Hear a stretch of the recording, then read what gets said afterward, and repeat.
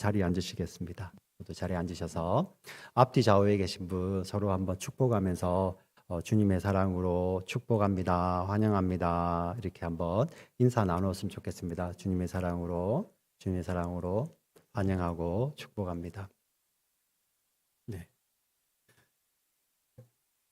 오랜만에 탈리에 조금 추위가 찾아왔는데 또 많은 분들이 감기, 여러 가지 또 호흡기, 알러지 같은 거로 현장 예배 대신에 또 온라인 예배로 드리시는 분들도 주님의 이름으로 축복을 드리며 또 이런 추운 날씨 가운데도 히터 나오는 차를 우리에게 허락해 주셔서 여기에 안전하게 오게 하신 우리 하나님께 참 감사드립니다. 우리 하나님께 감사의 박수 한번 드렸으면 좋겠습니다. 하나님 감사합니다.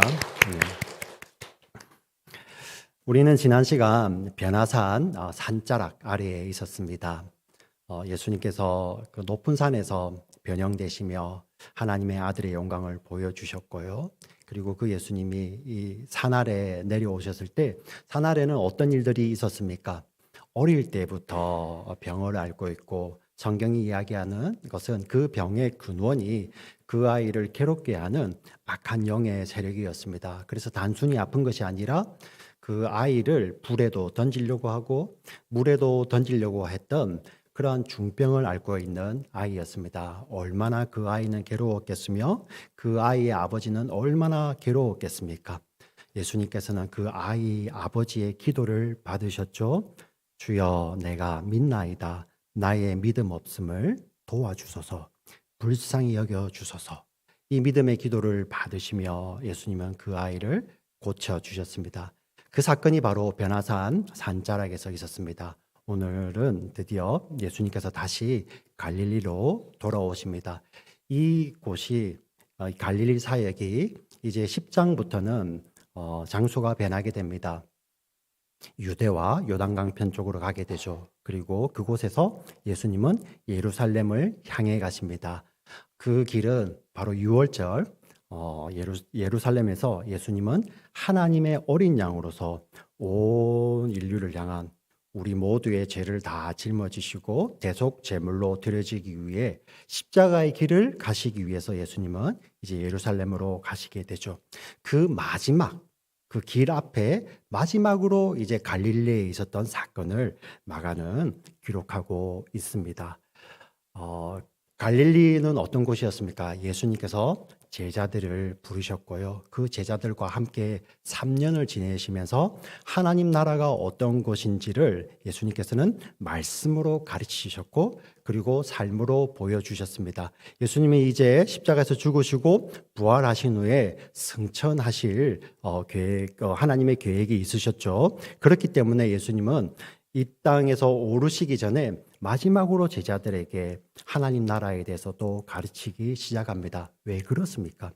이제 예수님께서 하나님 우편에 계실 때 이제 세상은 하나님 나라의 통치를 어떻게 받게 되냐면은 바로 그 제자들을 통해서 세상은 하나님의 다스림을 보게 되는 것입니다.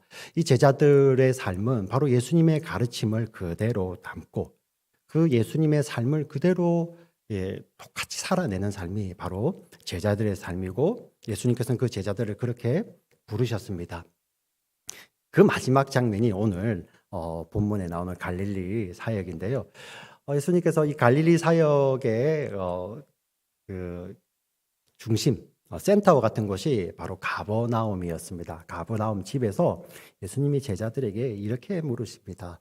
얘들아, 너희들 길에서 서로 토론하던데 도대체 무슨 어떤 것을 가지고 그렇게 토론했니? 라고 예수님 물어보십니다.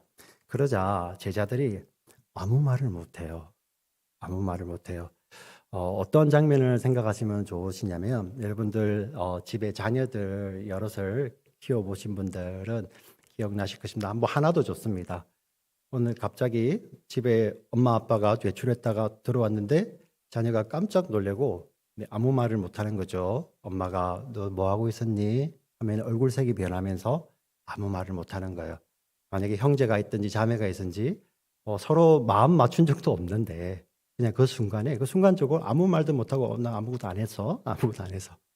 지금 그런 것처럼 지금 그런 상황이 연출되는 것입니다. 한번 볼까요? 우리 33절, 34절을 같이 한번 읽어보겠습니다. 시작. 가버나움에 이르러 집에 계실새 제자들에게 물으시되 너희가 길에서 서로 토론한 것이 무엇이냐 하시되 그들이 잠잠하니 이는 길에서 서로 누가 크냐 하고 쟁론하였습니다.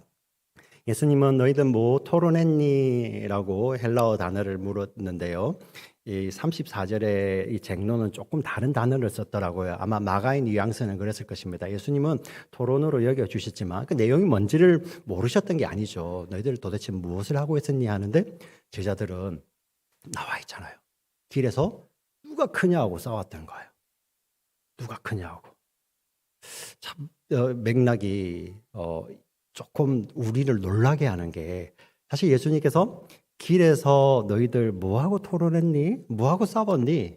왜 그랬니? 이렇게 물으자 제자들이 아무 말 못하는 이유가 서로 누가 크냐고 싸웠는데 그 길에서 어떤 일이 있었는지 오늘 본문이 기록을 하고 있잖아요. 우리 30절 한번 보여주세요. 30절 보시면 그곳을 떠나 갈릴리 가운데로 지날새, 이 길이라는 의미입니다.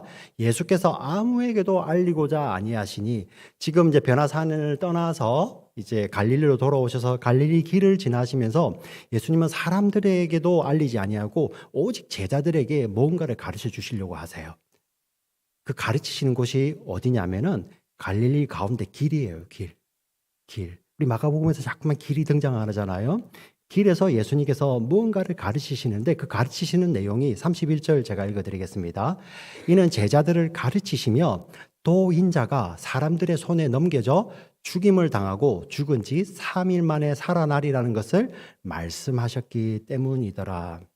예수님께서 사람들을 물리치시고 그 길 가운데서 제자들에게만 이 말씀을 너무나도 중요한 말씀을 가르치십니다. 인자가 사람들에 의해서 넘겨져 죽임을 당하고 죽은 지 3일 만에 살아나리라는 것을 말씀하셨습니다. 자, 그러자 제자들의 반응이 어떻습니까? 32절 말씀을 같이 읽겠습니다. 시작.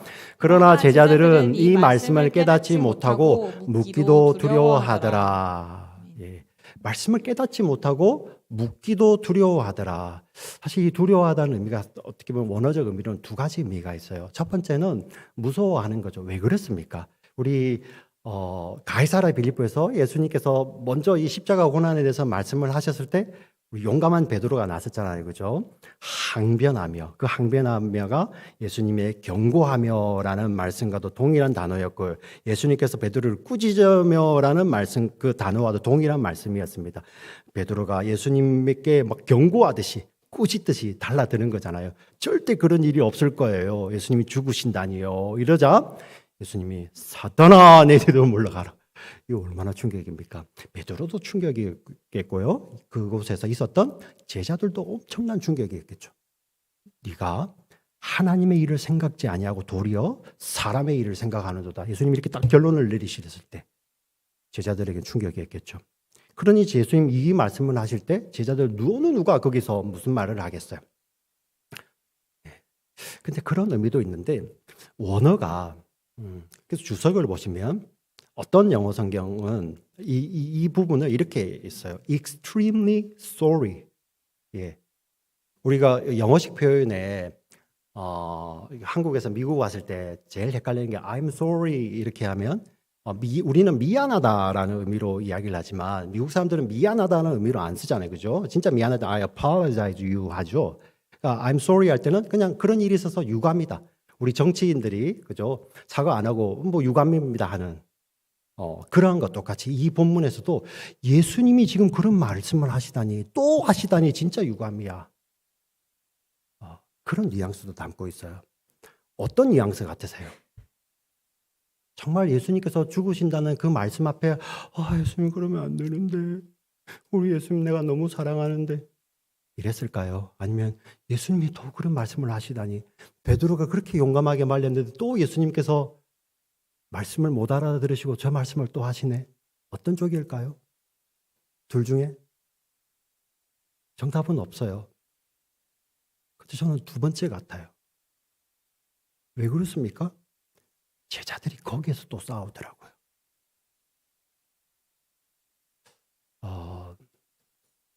이 장면 하면 한국의 전문 용어로 콩가루 집안이라는 게 생각이 나요. 부모님 데스베드에서 마지막으로 유언하시는데, 아이들아, 사랑하는 첫째 아들아, 우리 막내에 좀 부탁한다. 둘째야, 형 말 잘 듣고 오빠 말 잘 듣고 누나 말 잘 듣고 언니 말 잘 듣고 동생하고 사이좋게 지내라. 이런 이야기 하시는데 우리 형제들은 거기서 싸우는 거죠.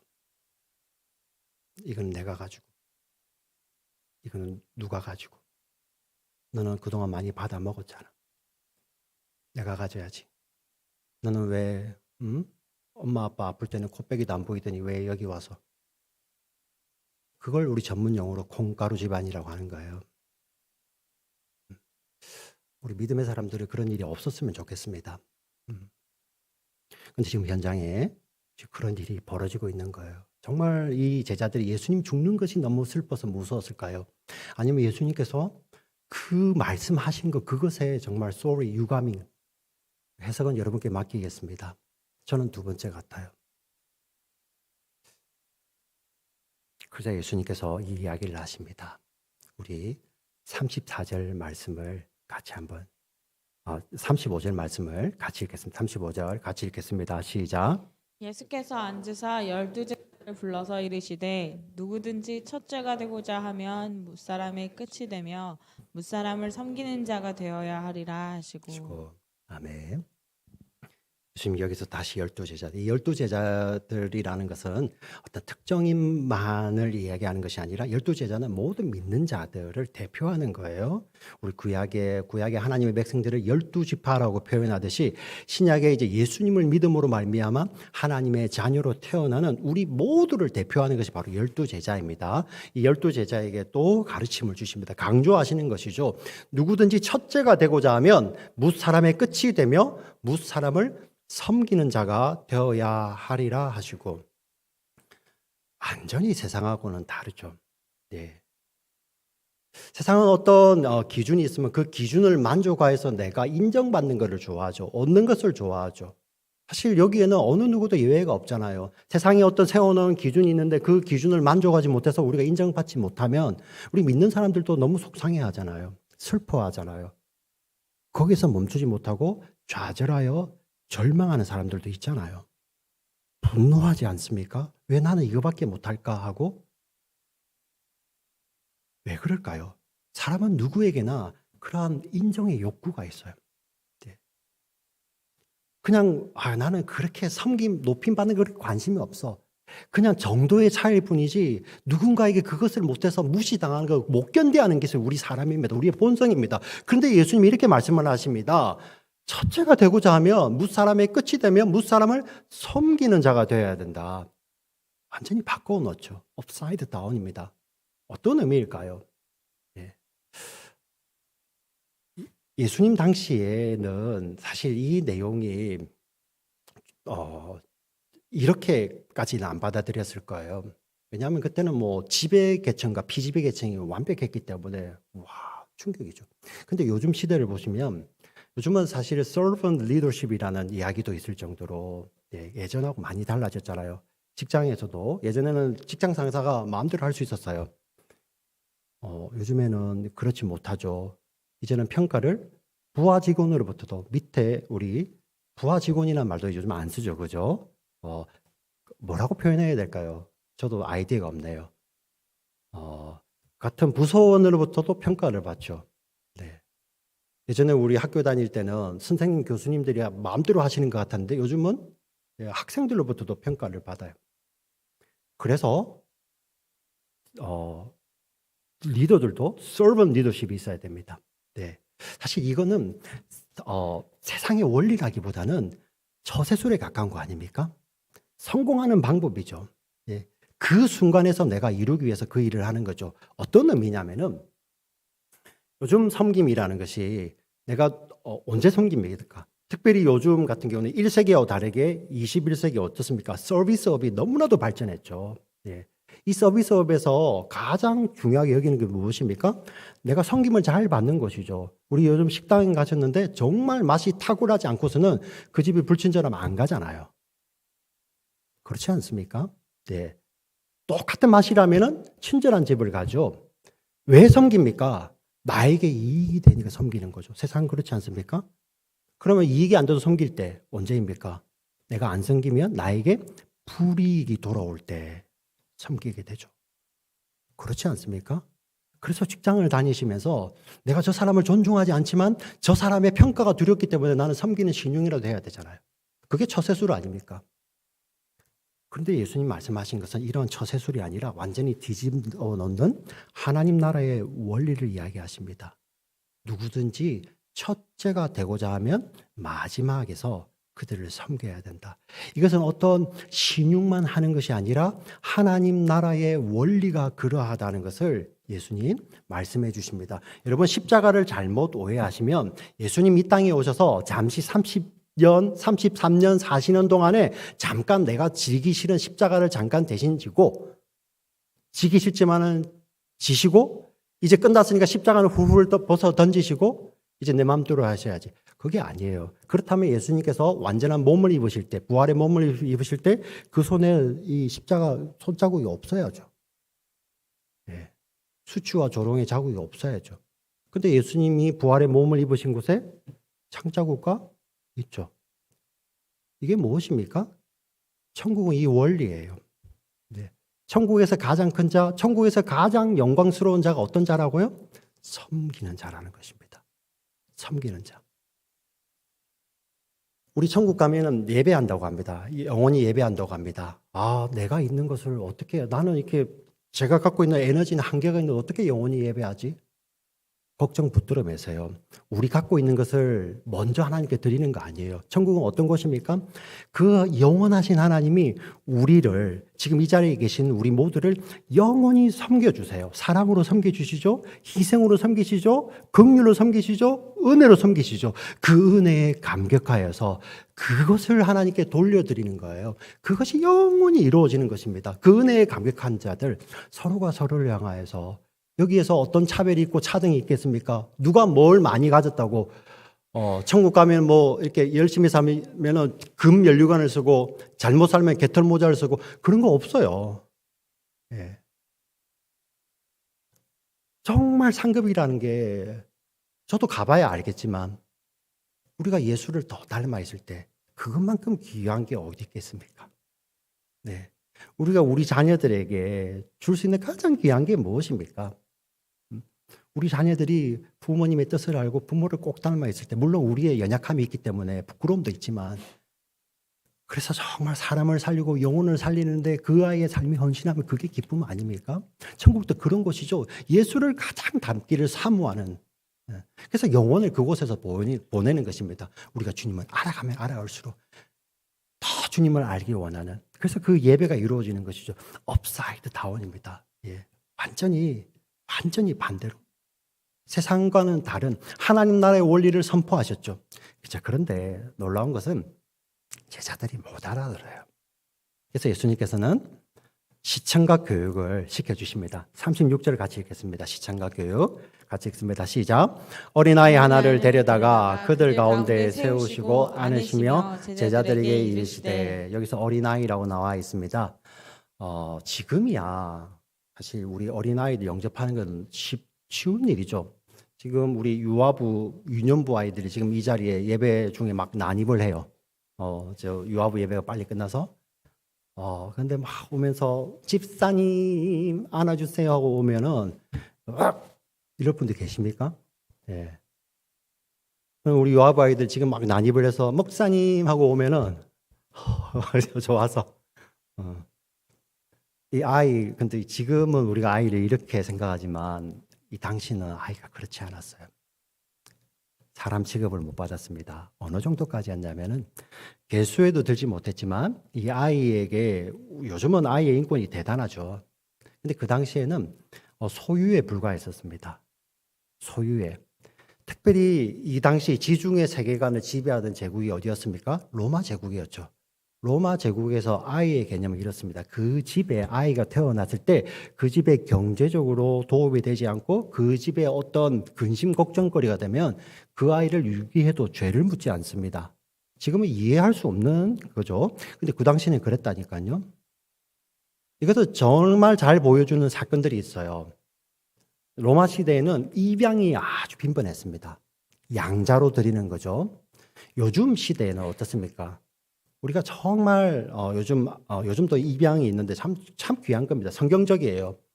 그런데 정말 우리 부모도 이렇게 약함이 있다 보니까 어떻게 해서든 어릴 때 입양을 해서 정말 그 어릴 때부터 정을 다 쏟아서 키우기를 원하지 않습니까? 입양을 하더라도 물론 이렇게 정말 그 입양이 뭐 어떤 건지를 알아서 이렇게 좀 큰 아이도 입양하시는 경우도 있지만 우리 대부분이 그렇잖아요.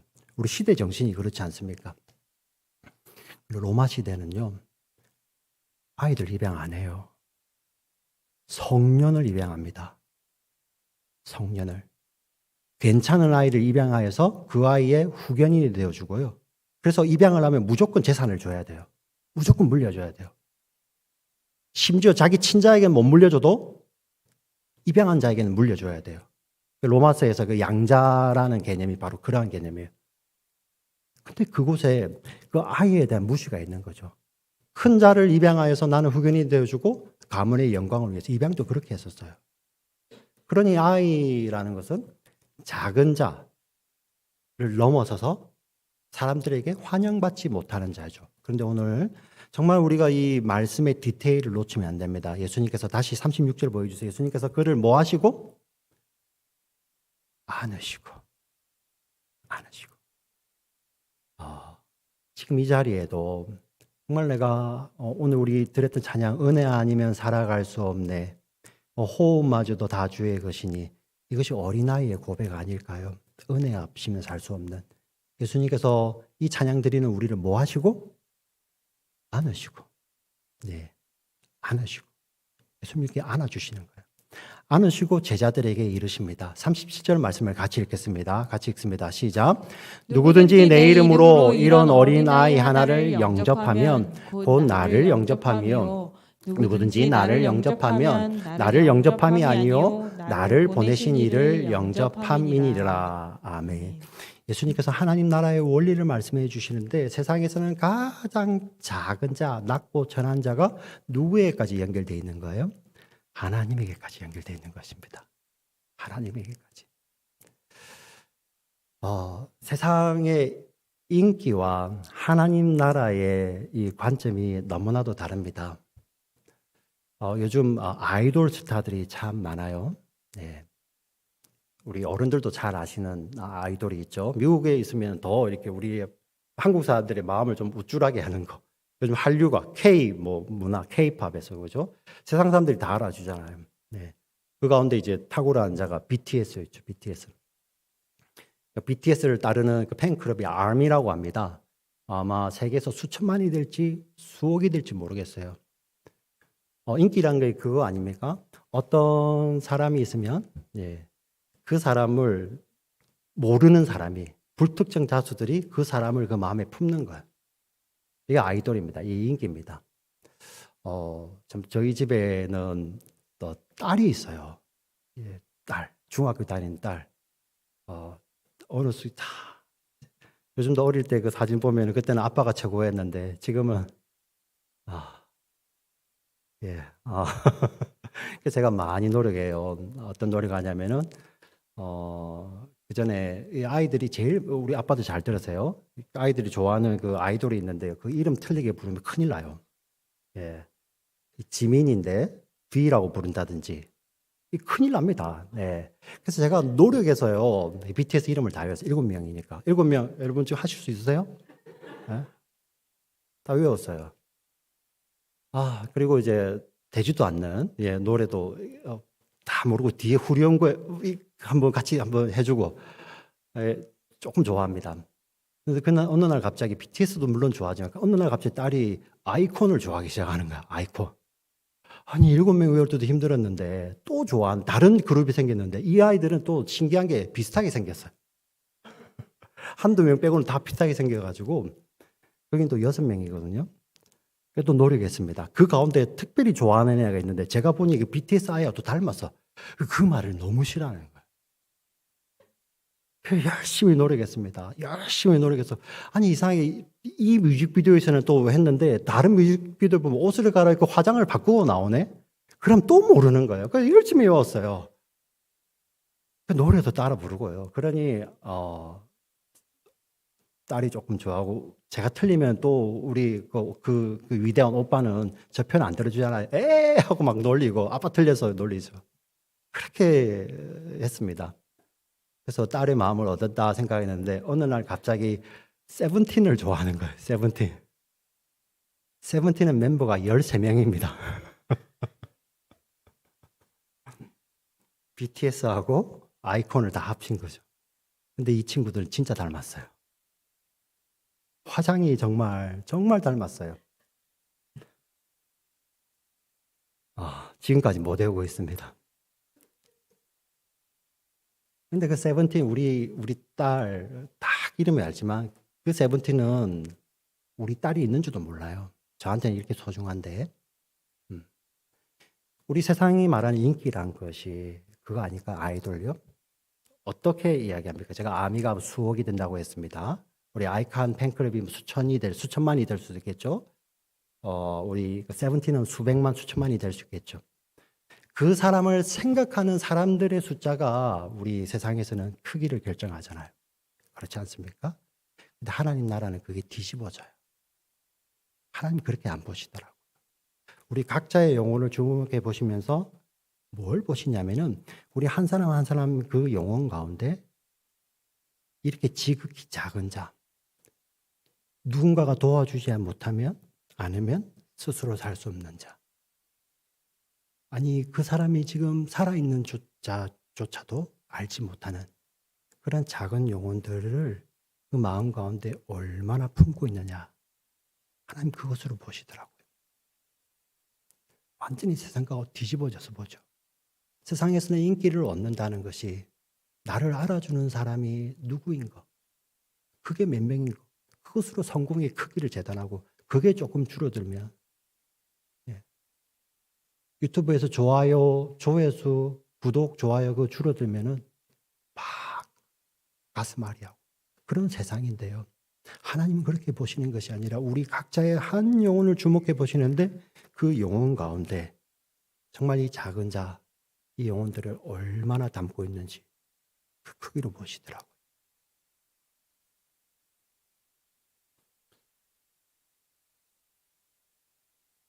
이것이 하나님 나라의 원리입니다. 이 하나님 나라의 원리를 깨달은 자들은 우리의 삶 속에서 어떤 삶을 살게 될까요? 세상에 정해놓은 성공 방식의 공식, 어떠한 형태든 seven steps to success 이런 게 아니라 하나님 나라의 원리를 따르게 되죠. 하나님 나라의 원리는 무엇입니까? 성공이 아니라 하나님의 뜻이 이루어지는 것입니다. 하나님의 뜻이 이루어지는 소명자로 사는 것이죠. 쉽겠습니까? 그 길이. 말하는 것은 쉬울 수 있고 감동받는 것은 쉬울 수 있습니다. 그러나 그 삶 가운데서 그게 쉬울까요? 우리가 작은 아이 영접하는 건 쉽습니다. 그러나 정말 작은 자들, 때로는 우리가 사는 곳에서요, 교회뿐만 아니라 여러분들이 속해 있는 학교, 직장, 그곳에 이런 분들 계시잖아요. 말하는 것이 어린아이와 같고 생각하는 것이 어린아이와 같고 행동하는 것이 어린아이와 같은 자들. 고린도전서 13장에 나옵니다. 바울이 그랬어요. 근데 그가 하나님의 사랑을 깨달았을 때 그가 어린아이의 일을 버려놓으라라고 표현을 합니다. 어떤 의미입니까? 하나님의 사랑을 정말 받아서 그 사랑을 참으로 깨닫기 전에는 다 어린아이 같아요. 그분들이 드글드글합니다. 그곳에서 그 섬기고 산다고요? 쉬워 보이세요? 그래서 섬김이 부르심이고 소명이잖아요. 우리를 섬기는 자로 부르셨습니다. 어떻게 살 수 있습니까? 내가 한 것으로, 내가 가진 것으로 하려고 하면 우리는 금방 시험 듭니다. 교회 섬김도 마찬가지예요. 그동안 내가 해왔던 것이 자꾸만 생각이 나면 더 못해요. 어느 정도 흉내는 내겠죠. 네. 나 주를 위해서 다 드리겠습니다. 이렇게 큰 소리로 외치고 간증을 그렇게 해놓고 그 다음에 그렇게 넘어지는 거. 그 간증이 가짜여서가 아니에요. 그 간증 진짜라니까요. 근데 내 것으로는 못한다는 거예요. 여러분, 다윗이 범죄했습니다. 그럼 다윗이 범죄하기 전에 불렀던 모든 시편이 다 가짜일까요? 아니요. 소년이 때 불렀던 시편도 진짜입니다.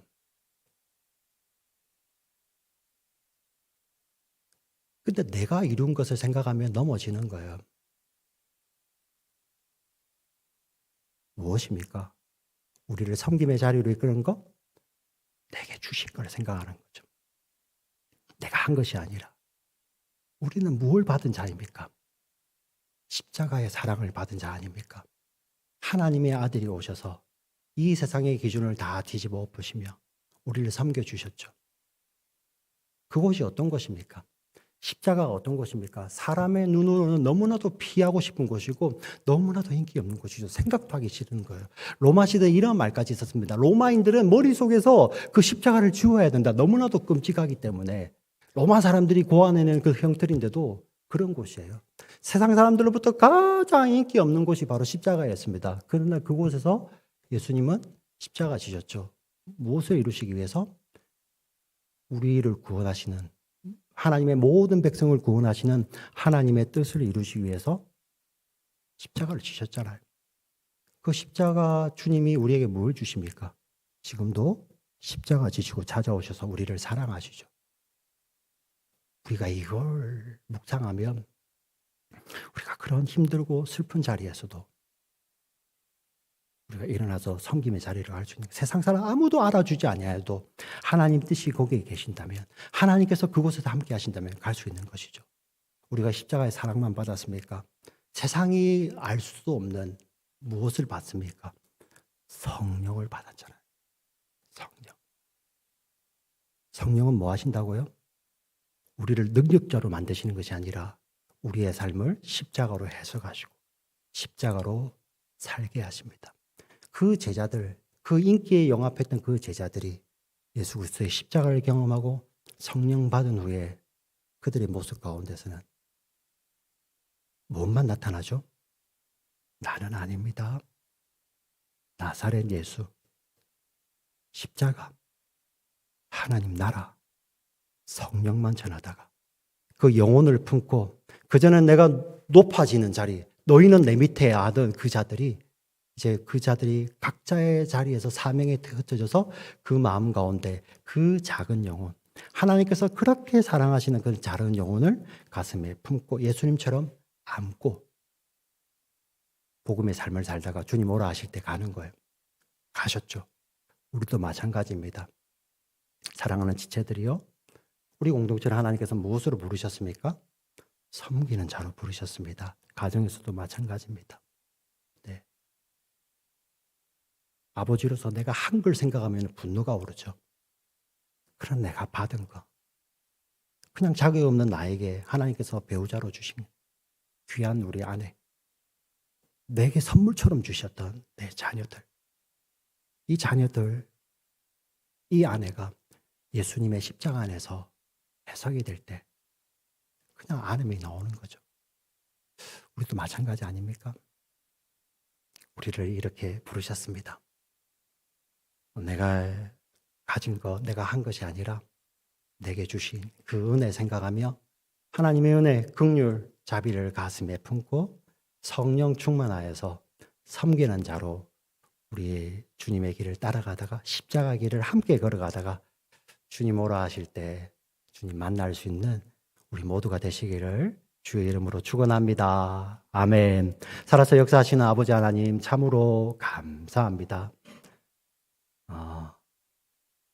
세상의 처세술이나 세상의 원리가 아니라 하나님 나라의 원리를 보여주시고 가르치셨습니다. 근데 제자들이 무지해서 깨닫지 못했던 것이 아니라 그들이 사람이기 때문에 못 깨달았던 것임을 저희들 고백합니다. 하나님, 우리도 똑같은 사람들입니다. 스스로 깨달을 수 없는 이러한 자들이지만 이런 우리를 위해서도 끝까지 십자가 지신 주님, 그리고 그 십자가에서 구멍난 손, 그 옆구리를 지금도 몸에 지니고 계시고 우리를 여전히 안아주시고 사랑한다 말씀하시는 그 주님의 사랑 때문에 하나님, 세상 사람들이 가지 않는 길, 원하지 않는 길, 때로는 내 몸에 냄새가 배일 수도 있고 때로는 내 몸에 오물이 튈 수도 있는 그러한 자리지만 우리 예수님 거기에 계신다면 함께 그 길을 걸어갈 수 있는 우리 믿음의 제자들 다 될 수 있도록 주여 우리 마음을 품어주시옵소서.